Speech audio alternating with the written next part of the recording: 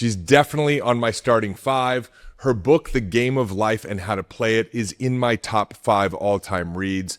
And she wrote a number of other amazing books like The Secret Door to Success, Your Word is Your Wand, The Power of the Spoken Word.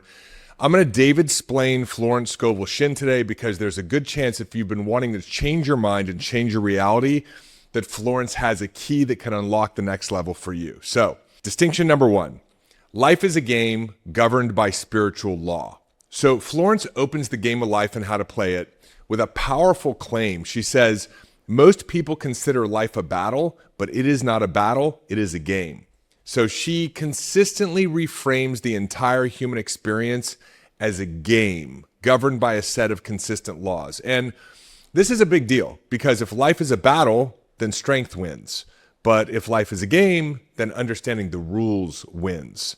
And she argues that every person is playing the game whether they know it or not, and that the laws governing this game are spiritual rather than merely material.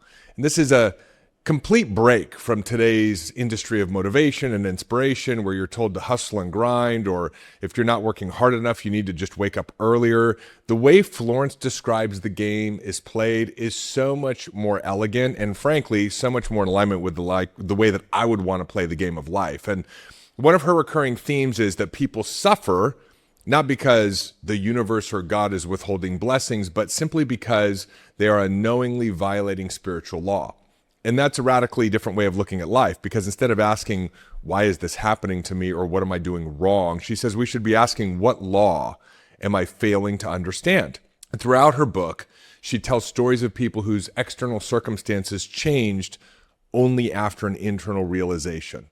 There's a woman who's struggling financially. She discovers that resentment and fear have dominated her consciousness. And the moment she lets that go, her situation changes. Another person remains trapped until they stop fighting the circumstances that are showing up in their lives and they learn to let go, which allows a divine order to step in and solve their problems. And her stories are almost always following the same pattern. There's an internal correction, then an external change. And it's never the reverse. She is remarkably consistent about this. She says, consciousness comes first, experience follows. One of the things that I really like about how Florence teaches is that she's always referencing scripture. She says the Bible is a guide for understanding these laws. So, for example, she references Isaiah, if ye be willing and obedient, ye shall eat the good of the land. If you follow the laws, you'll prosper. That's basically what this is saying. So she interprets scripture all the time, less as religious doctrine and more as how the mechanics of consciousness work. And this is one of the reasons I like her so much, because she takes the seriousness out of life and she says it's a game. She removes the blocks and the impossibilities that we all experience. And she says, look, the block is a misunderstanding of the law. Understand the law and you can remove the block. So everything that she talks about is how the internal creates the external. And she does it in such a law-based, framework-driven way. Of course, I love frameworks that she presents reality as a structure that anyone can get good at learning. And I don't know about you, but that makes me excited. It makes me really want to get good at the game. So distinction number 2, your word is your wand. So if there is one idea that Florence returns to over and over again, it is that speech is a powerful creative force. So she wrote a whole book, 2 books actually on the subject. She says your words are never neutral and your words reveal your beliefs and your thought process. And then they reinforce themselves into reality and that they have the ability to be creative or destructive. So she talks about observing that most people are continually speaking against themselves without realizing it. People say they never have enough. They say nothing works out for them. They say they're unlucky. They say they always attract the wrong people. And then they become surprised when life continues to reflect those assumptions. So for Florence, your speech is not simply describing your life. Your speech is participating in the creation of your life. Again, this is why she devoted 2 entire books to the subject.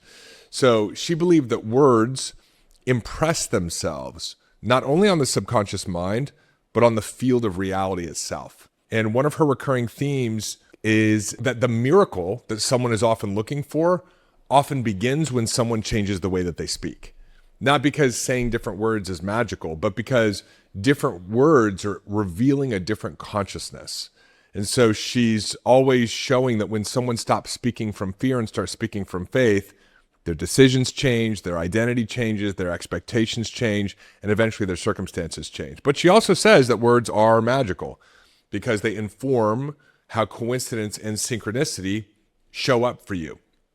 So the word becomes the outward evidence that an inward shift has already begun. And she's always referencing scripture. She says, death and life are in the power of the tongue. And by thy words thou shalt be justified, by thy words thou shalt be condemned. And so she reads these as spiritual instructions. Your speech is constantly setting the direction for your consciousness. And this just makes sense. If we look at it from a modern perspective, your words are more crystallized vibrations of your thoughts, right? If your thoughts are vibrational, words are amplified frequency of your thoughts. So words are the first representation of your thoughts in the physical world. And so they become a very real creative force. It's like this idea of the word has now become flesh. The thought has now become physical through your speech. And the stories that you repeatedly tell about yourself become the lens through which you perceive reality. And look, let's be honest, most people complain a lot, right? Try noticing for the next 24 hours when you say something negative. You'll probably be shocked at how frequently that happens. Or you speak something that's not in alignment with your desires, right? You say, I just don't have enough time, or my body hurts, or I'm tired, or it's going to be hard. Like all of these words represent your current consciousness, and your consciousness creates your reality, right? Like Ford said, the man who thinks he can and the man who thinks he can't are both right. And sometimes it's hard to notice your thoughts, but it's much easier to catch your words. And so if you just stop speaking your negative thoughts into the world, you choke off the sunlight to your mind, and eventually the negative beliefs start to dry up, right? That's how powerful your words are. They are the doorway between the inner and the outer world, between the visible and the invisible. And according to Shinn, your speech is the gate that determines what you allow out into your physical reality. Distinction number 3. Non-resistance is the key to creation. Now, one of Florence's deepest teachings is that resistance strengthens the very thing resisted. And she repeatedly points her readers towards Christ's instruction to resist not evil. And at first glance, that sounds passive, but her interpretation is actually anything but passive.